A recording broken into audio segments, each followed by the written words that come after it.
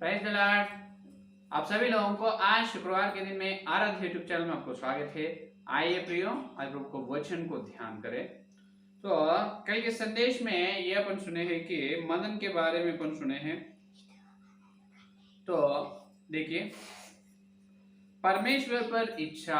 आज अपना ध्यानांश ये है कि अपना परम पति पर लालसा, परम पति पर लालसा के बारे में अपन ध्यान करेंगे। देखिए, तो भक्ति प्रशिक्षित यहाँ भक्ति साधना तरह तरह के होती है। परमेश्वर का जो दिव्य प्रसन्न, परमेश्वर को अपन प्रसन्न करना चाहिए और ठीक रीति से प्रार्थना में और अपनी आंखों से पाप से बचे रहना चाहिए।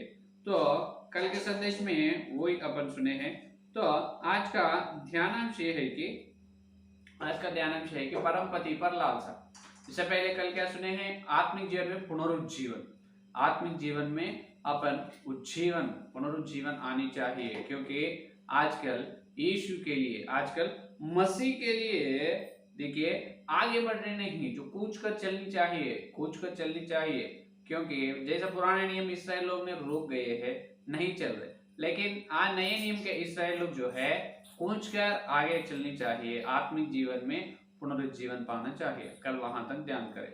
तो आज देखिए भजन संहिता, आज का मूल वचन देखिए, भजन संहिता 63 अध्याय में अपन देख सकते हैं। देखिए, यहाँ दाऊद की आशा, दाऊद की अभिलाषा क्या है? देखिए, दाऊद की अभिलाषा ही अपनी अभिलाषा होनी चाहिए। भजन संहिता 63 और दूसरा वचन को देखिए, 63 और दूसरा वचन को पहला वचन, हे परमेश्वर, तू मेरा परमेश्वर है, मैं तुझे यत्न से ढूंढूंगा। सुखी और निर्जल ऊसर भूमि पर मेरा मन तेरा प्यास है, मेरा शरीर तेरा अति अभिलाषी है। हालेलुया। मेरा मन तेरी प्यास है, और देखिए मेरा शरीर तेरा अति अभिलाषा है। यह है दाऊद की अभिलाषा। तो आज भक्त लोगों को यह अभिलाषा रहनी चाहिए। इसीलिए उत्पत्ति 3 अध्याय 16 वचन में अपन देखे तो 3 अध्याय 16 वचन में एक भविष्यवाणी ने परमेश्वर कहा है। 3 अध्याय 16 वचन उत्पत्ति में देखिए, फिर स्त्री से उसने कहा, मैं तेरी पीड़ा और तेरे गर्भवती होने के दुख को बहुत बढ़ाऊंगा। तू पीड़ित होकर बच्चे उत्पन्न करेगी और तेरी लालसा तेरे पति के ओर होगी। हालेलुया। तेरी लालसा तेरे पति के ओर होगी। इसलिए बताए परम पति पर अपनी लालसा। तो पति कौन है? पति नो है परमेश्वर। सारे ब्रह्मांड का या सारी सृष्टि का रचना करे है परमेश्वर, अपना पति है।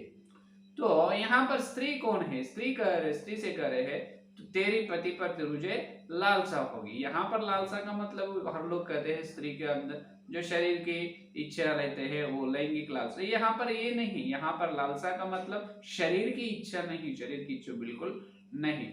क्योंकि जो शरीर की इच्छा पुरुष में रहते हैं, स्त्री में भी रहते हैं, लेकिन जो स्त्री में जो लालसा यहाँ पर कहा जा रहा है कि वो परम पति पर जो भक्ति की लालसा, भक्ति साधना की लालसा।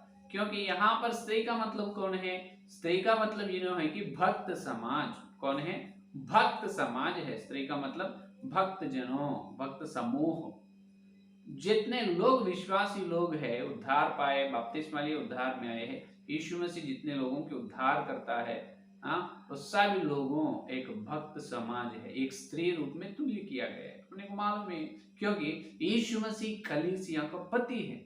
यीशु मसीह कलीसिया का पति है। कलीसिया क्या है? यीशु मसीह का पत्नी है।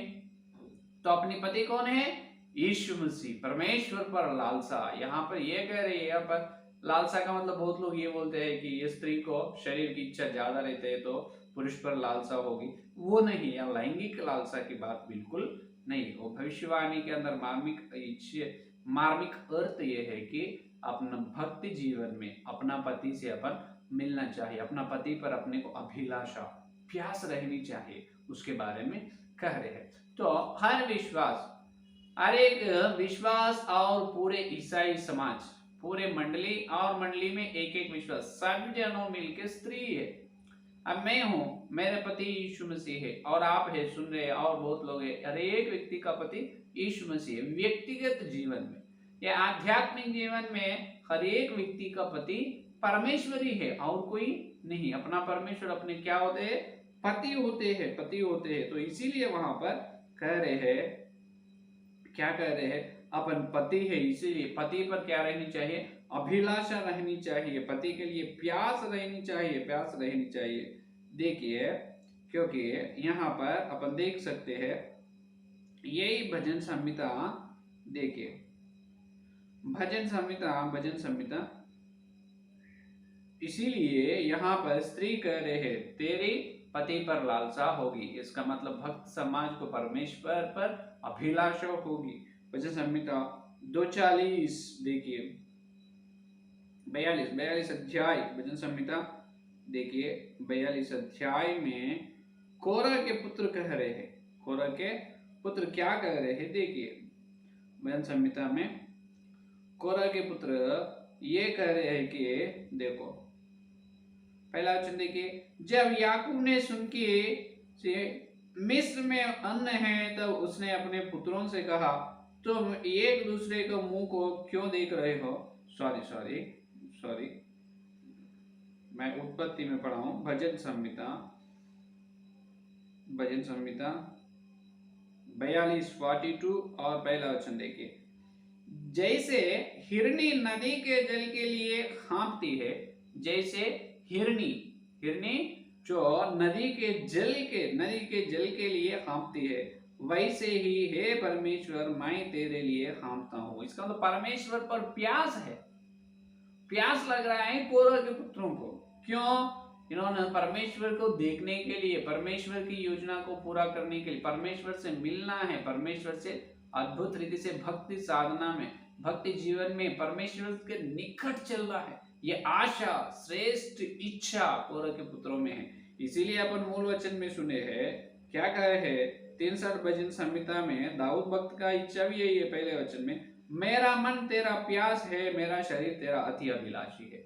देखिए, जो कोरह का पुत्र को हिरण की जैसा अभिलाषा है, और यहाँ पर दाऊद को भी प्यास है परमेश्वर पर, परमेश्वर के लिए अति अभिलाषी, ज्यादा अभिलाषी है। तो सिर्फ परमेश्वर मेरा पति है वैसे बोलने से कुछ नहीं होगा। तो परमेश्वर के लिए क्या रहनी चाहिए? अभिलाषा, प्यास रहनी चाहिए, प्यास रहनी चाहिए। 119 भजन संहिता में भी दाऊद भक्त और एक बार कहता है कि देखिए 119 भजन संहिता में 119 देखिए, और 119 और 131 में देखिए, 119 भजन संहिता 131 में क्या कर रहे हैं? देखिए, मैं मुंह खोलकर हाँफने लगा क्योंकि मैं तेरी आज्ञाओं का प्यास था। हालेलुया, मेरे को आज्ञाओं का प्यास है, मैं मुंह खोलकर हाँफने लगा।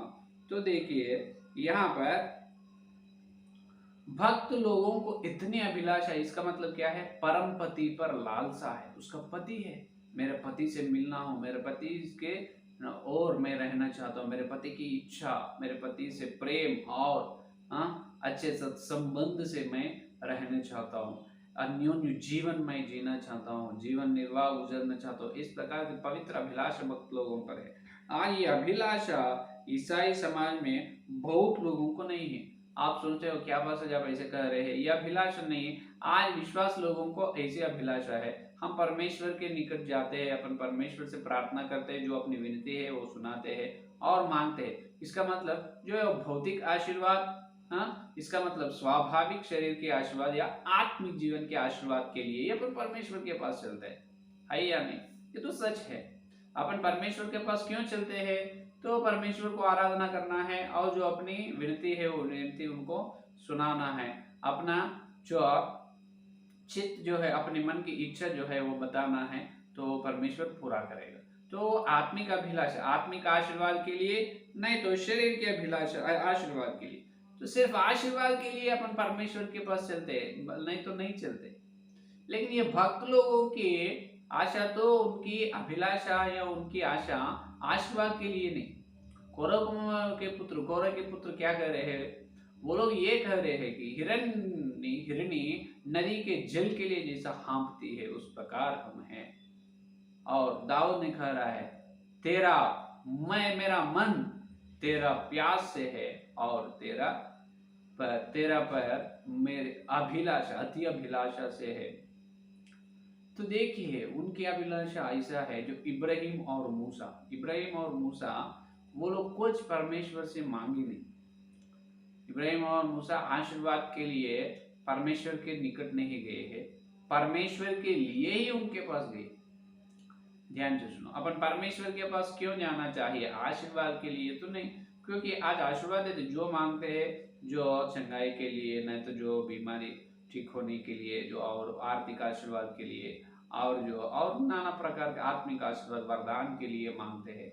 तो कभी भी सोचो जो वरदान देते हैं, जो पाए वरदान से लिए, वरदान से भी दिए व्यक्ति श्रेष्ठ है। एक भक्त कहा है आप मांग रहे हैं मैं दे रहा हूं, तो जो पाए है जो वरदान, वो वरदान उतना भलाई नहीं, जो दिए व्यक्ति बहुत भलाई व्यक्ति है, श्रेष्ठ व्यक्ति है। तो परमेश्वर अपने को आशीर्वाद दे रहे, आशीर्वाद श्रेष्ठ नहीं, आशीर्वाद दिए व्यक्ति जो है परमेश्वर बहुत ऊंचे मान है। हालेलुया। तो ये मन अपने को रहनी चाहिए। तो अपने अपने जो कमी है घटी है उसके लिए परमेश्वर के पास जाते हैं, मांगते, मांगना है, नहीं प्रार्थना नहीं करना बोल के नहीं, प्रार्थना करना है, मांगना है, आशीर्वाद मांगना है, मिलते हैं। लेकिन आशीर्वाद मिलने के बाद बहुत लोग और परमेश्वर से दूर रहते हैं। क्या करते हैं? दूर रहते हैं। हाँ, जो मांगे वो परमेश्वर दे दिए, बाद में परमेश्वर की जरूरी नहीं है उसको, उनको परमेश्वर की जरूरी नहीं है, और फिर प्रार्थना नहीं करते हैं और संगति में हर दिन नहीं बैठते हैं, क्योंकि उनकी इच्छा परमेश्वर ने पूरा कर चुके हैं। लेकिन ये सही प्रकार का भक्ति साधना नहीं है। तो भक्त लोगों की साधना या स्त्री का इच्छा ये रहते हैं कि हमेशा पति पर, मैं मेरे पति की इच्छा को पूरा कर, मैं मेरे पति को अच्छा संतुष्ट खुश रखना चाहता हूँ, उनके लिए मैं जो कुछ करना है वो करना चाहता हूँ। तो ये हर एक विश्वास के अंदर रहना, दाऊद की इच्छा अति अभिलाषा रहना है, अपने अंदर परमेश्वर के प्यास रहना चाहिए। तो परमेश्वर के पास क्यों चलना है? इसीलिए चलना है कि परमेश्वर के पास या परमेश्वर के निकट परमेश्वर के लिए ही चलना है, क्योंकि परमेश्वर के लिए चलना है। अगर परमेश्वर आकर तुम्हारे सपने में जो पूछते हैं क्या तुम्हें क्या चाहिए, जैसे सुलेमान राजा को दर्शन में सपने में आकर पूछा है क्या सुलेमान तुमके क्या चाहिए, उन्होंने बताया मुझे ज्ञान दीजिए प्रभु। तो आपके पास अगर परमेश्वर आकर तुम्हें क्या चाहिए, कौन से वरदान, कौन सी आशीर्वाद चाहिए बताइए, मैं तुम्हें दूंगा, तब अपन कहना है कि नहीं प्रभु मुझे कुछ नहीं चाहिए, सिर्फ तुम ही चाहिए। हालेलुया। ये है भक्त लोगों के पास। परमेश्वर अपने सामने आकर जो कुछ होना है पूछते हैं, जब क्या बोलना है अपन, परमेश्वर मुझे कुछ कम कुछ घटी भी, लेकिन सब मुझे मत चाहिए, सिर्फ तुम ही चाहिए।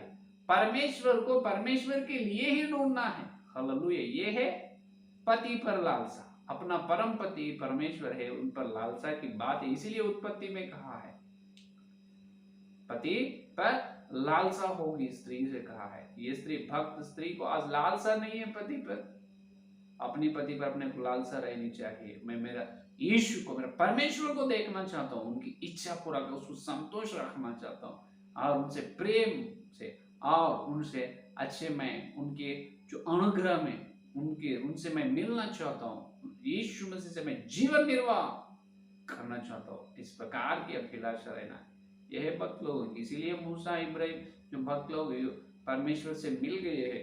तो प्रथम कोरिन्थियोस की पत्री में भक्त पौलुस जी ने ये कहता है कि देखिए प्रथम कोरिन्थियोस की पत्री 6 का अध्याय, प्रथम कोरिन्थियोस की पत्री 6 का अध्याय 16 और 17 वचन देखिए।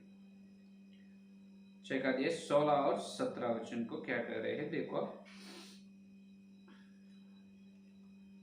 क्या तुम नहीं जानते कि जो कोई वेश्य से संगति करता है वह उसके साथ एक तन हो जाता है, क्योंकि लिखा है वे दोनों एक तन होंगे।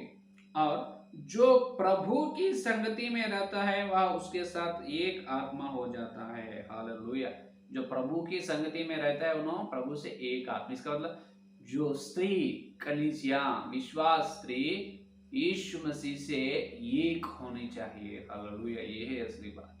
अपन यीशु मसीह से, यीशु मसीह की आत्मा से एक होनी चाहिए। जब अपन एक शरीर हो जाते हैं, क्या कर रहे हैं वहां पर, जो देखिए वे दोनों एक तन होंगे जो प्रभु की संगति में रहता है। देखो प्रभु की संगति में रहता अपन एक आत्मा एक तन हो जाते हैं। आज ये पवित्र इच्छा नहीं है। तो परमेश्वर की योजना, जो परमेश्वर का उद्देश्य, जो परमेश्वर कैसे किस प्रकार के चाल चलन चाह रहे हैं, किसी प्रकार का घटी किसी प्रकार का कमी रहने दो प्रभु, लेकिन वो सबसे पहले विनती है मैं तुझे चाहता हूँ। आई नीड यू प्रभु, मुझे आप चाहिए, आपके बाद जो कुछ भी होने दो। आशीर्वाद दूसरी श्रेणी में है, प्रथम श्रेणी में मैं ये मांगता हूं कि तुम ही चाहिए, मुझे कोई भी मत चाहिए, सिर्फ तुम ही रहना है मेरे पास रहना, मैं तुम्हारे से हमेशा मिल के रहना है, तुम्हारे से मुझे कोई भी अलग ना कर सके प्रभु, तुम्हारा कि मैं तुझे ना छोड़ूंगा ना त्यागूंगा। अपन प्रार्थना का, हे परमेश्वर मैं तुम्हें कभी भी ना छोड़ूंगा ना त्यागूंगा, ये मेरी प्रतिज्ञा है। मैं तुम मेरे पति है, तो मेरे पति, मैं तुमसे मिलकर रहना चाहता हूँ, मैं तुमसे एक आत्मा होना चाहता हूँ। ये प्रार्थना करें, ये पवित्र प्यास परमेश्वर पर, प्यास परमेश्वर के लिए भूख लगनी चाहिए। हालेलुया।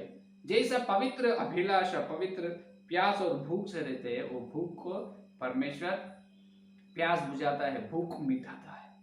जैसा कोरह पुत्रों की आशा परमेश्वर ने पूरा की, दाऊद की आशा को पूरा की, मूसा ने परमेश्वर से एक हो चुका, इब्राहिम ने एक हो चुका है विश्वास के द्वारा। अपन में परमेश्वर से एक तन हो जाना चाहिए। हालेलुया। जो स्त्री को लालसा होती है पति पर, उत्पत्ति 3:16। इसका मतलब कलीसिया स्त्री को परमेश्वर पर लालसा होती है। तो अपन अपने परमेश्वर पर हमेशा लालसा से रहनी चाहिए, मिलने के लिए जो कुछ नहीं चाहिए, मुझे परमेश्वर ही चाहिए, परमेश्वर ही चाहिए। देखिए परमेश्वर अपने पास रहे तो आशीर्वाद की काम क्या है, उन्होंने अपने पास है।